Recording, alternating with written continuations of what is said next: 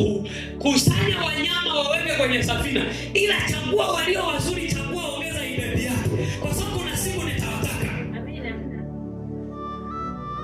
Ilipofika siku ya Mungu kuwahitaji, Biblia inasema Nuhu akamtolea Bwana sadaka nzuri. Na Biblia inasema alipotoa sadaka nzuri, Mungu akasikia harufu ya manukato. Amen. Mungu alisikiaje harufu? Mungu aliona sadaka nzuri aliyoitoa.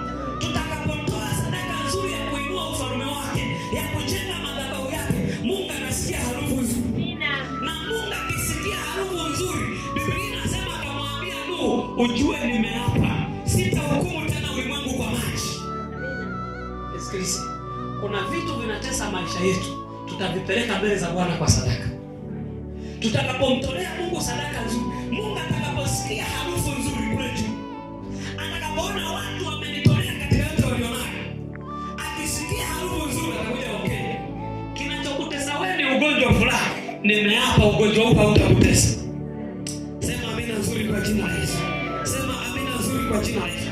Kwa hiyo kanisa la Mungu linatakiwa kuwa na utajiri wa mifugo. Linatakiwa kuwa na utajiri wa fedha.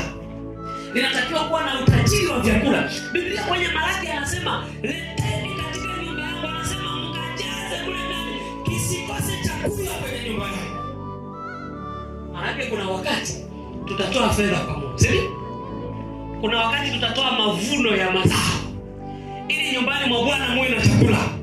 Kuna wakati tutaleta wanyama ili kusudi nyumbani mwa Bwana siku tukitaka tule chakula hapa kanisani, tusianze kuulizana tupate wapi kuku.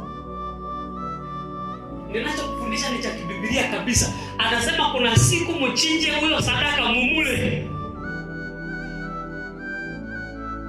Sema amen.